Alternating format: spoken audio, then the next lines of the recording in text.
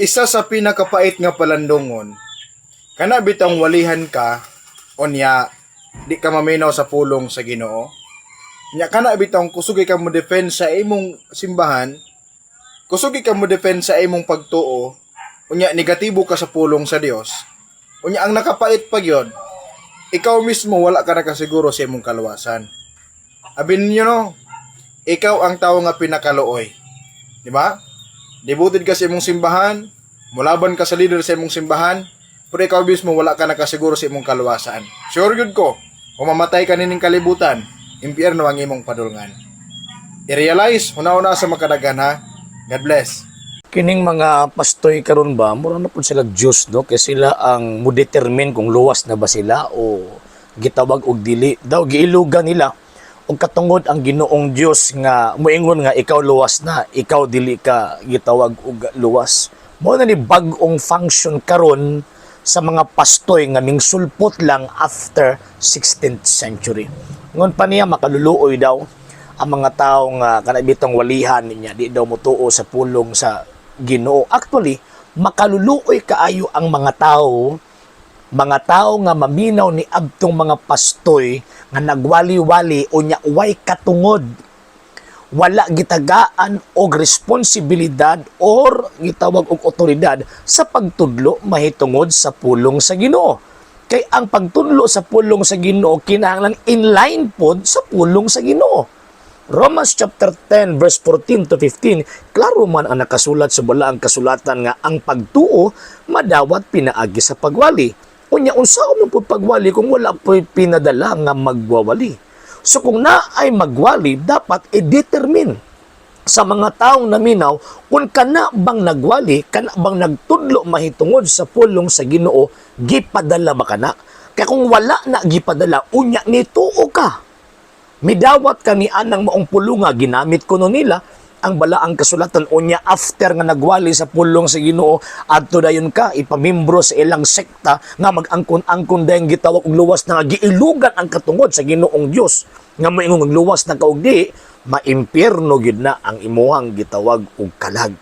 So again, ang point nako mga sir og mga ma'am, okay kaya nang maminaw tas pulong sa Ginoo. Mga Katoliko midawat na sa pulong sa Ginoo pero bidto midawat sa mga tao nga legit nga gisugo og naay koneksyon dito kang Ginoong Jesucristo. Kay kung magwali-wali ka nya wa koneksyon sa Ginoong Jesucristo, daw giilad nimo ang tao.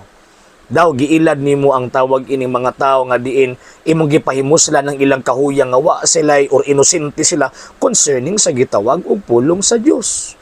Di ba? So yung ana na mga sir ug mga ma'am, and makaluluoy ang gitawag og tao kung maminaw ni abtong mga tao nga diin way koneksyon sa Ginoong Jesucristo. Nga naman kay again pagpamakak, pagpangilad kana. And kabalo biyata nga ang amahan sa bakak maugi nang gitawag og yawa. So kung motuog kaniya ng mga taong wa gipadala, motuog kani abtong mga tao nga wa bitaw gisugo sa Ginoo aron gitawag pagwali niya. Dito gyud kang mununot nila, tanawa na gud na sila. Di ba sagad sa ilahang gitawag mga membro di na mutuo sa iglesyang gitukod ni Kristo. Kung di mo ka mutuo sa iglesyang gitukod ni Kristo daw, imong gisalikoy si Kristo. Kasi Kristo ang ulo, ang simbahan mao ang iyahang gitawag og lawas. So kung di nimo dawaton ang tawag ini nga pagtuo sa iglesyang gitukod ni Ginoong Jesucristo, tabla ra nga wa nimo gidawat ang atong Ginoong Jesucristo. So makaluoy gyud na ang imuhang kalag. Normal gyud na nga panalipdan namo or nato ang pagtuo nga iya na Ginoong Jesucristo. Ngano man kay sumalabi na sa Judas kapitulo 1 bersikulo 23 nga panalipdi ang pagtuo nga diin inyong nadawat diha sa mga santos o gikan sa mga santos. So buti pasabot normal na mo mga Katoliko nga manalipod sa mong pagtuong Katoliko ngano man kay kining among nadawat nga pagtuo santos or balaan kining nga pagtuo nga gikan mismo sa mga apostol nga gikan mismo ni Ginoong Jesucristo. Kung di na mo di panalipdan, tablara nga mitugot mi nga bugal-bugalan or kanabitang panamastamasan ni sa mga tao nga iya siyawa. So man amo agyon ning panalipdan. And at the same time, kung imingon ka nga dili mi tawagin wa mi kasiguro nga luwas na ang Dios may naside ana.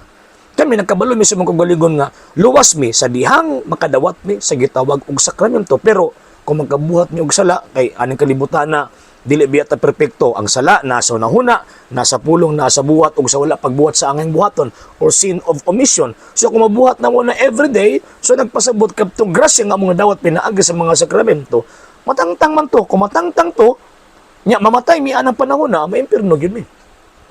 So, mo nang kinahanglan mi mununot sa grasya ni Kristo pinaagi sa mga sakramento. Og tungod ni ana, kung makapadayog makalahutay mi, kay sumapa ni Kristo, St. Matthew chapter 24 verse 13, ang mopadayon og molahutay maluwas apan ang dili silutan. Ang problema ana kamutoy. Nga naman kay sa inyong pundok wala ba may mga sakramento? Asa ninyo dawaton ang grasya ni Kristo? Nung siya, tuo lang mi, luwas na mi. Gipangluasan ra mo. Damgo ra na ninyo. Ang tinuod nga pagtuo, dawaton si Kristo in what way? Dawaton siya spiritually and physically by way of receiving Him through the sacraments. Mo nang pagtuong Katoliko. Muna kami, makaingon mi nga luwas na mi, kung naami sa estado sa grasya, gidawat na mo ang Kristo pinagi sa mga sakramento. Apan, kung tawag ining magabuhat magsala, matangtang man to. Wanang mubalik na po mi, mangita ng pamaagi nga makadawat mga sakramento. E ang inyo, kumusta man mo? Kumusta man ang inyong tawag inyong pundok? Wa magyud mo mga sakramento. Unsaon ninyo pagdawat sa grasya ni Kristo. So kung wa mo yung grasya ni Kristo, so to'y gud mo sa impyerno. Kusog pa mo sa racket, while singin sa pagkapila mo mag-claim-claim nga luwas na mo ang kamatuuran ang inyong kalag impyernohon kay wa mo'y Kristo nga gidawat sumala sa sugo sa balaang kasulatan. Manang di ta pailad mga sarog mga mama ha. Sama ni ining mga pastoy nga maayo kay musulti mga bulawanong mga pulong, mga balakno nga mga pulong, pero ang punto din ha, ang point din ha, maimperno ang inyong kalag kay kung maminaw mo aning mga tawhana nga wa gisugo ni Kristo, and at the same time ipatuo pag yun sa iyong kaluwasan. No sir, no ma'am. Ang sumapa sa balaang kasulatan di sayon ang pagsunod kang Kristo. Ang pagsubay niya di sayon. Musod ka sa tawagan ng daghang tunok, mo ay daghang tunok. Mo nang kinahanglan tang maningkamot sa pagsunod niya by way of receiving Him pinaagi sa mga sakramento. Okay? Sa hindi pa po nakapag-follow sa mga pages po natin, i-follow nyo po yung mga pages po natin, RJ Horolanciano II.TV, Apolia Punto Argumento page, Kuya Apologies TV page, and RJ's Vlog 2022. And pwede rin po kayo mag-send po dyan ng Facebook stars. And also, sa atin po mga channels, sa hindi po nakapag-subscribe, i-subscribe po ninyo yung mga channels natin, Dalay Catholic, Apologies International Official, RJ Sanado II.TV, Kuya Apologies TV, and Barrio Kawayan Religious Forum. And pwede rin po kayo mag-send po dyan ng super sticker, super chats, and super thanks. And maraming salamat po sa mga kapatid at mga Katoliko na ulis pong tumutulong sa programa po natin. Maraming salamat po. Nang dahil po sa tulong at suporta po ninyo, ang programa pong ito, until now, andito pa rin po sa social media. And until now din po, nangangailangan pa rin po tayo sa tulong at suporta po ninyo dahil wala po kami magagawa rito mga sir, mga ma'am, kung wala po yung tulong at suporta po ninyo. Sa gusto pong tumulong, sa gusto pong sumuporta, pwede po ninyong ipadala ang tulong at suporta po ninyo sa pamamagitan po ng ating mga account numbers dyan po sa ating pong screen. And pwede niyo po kaming i-message sa ating pong page kung via remittance po yung papadala po ninyo. Maraming salamat po in advance.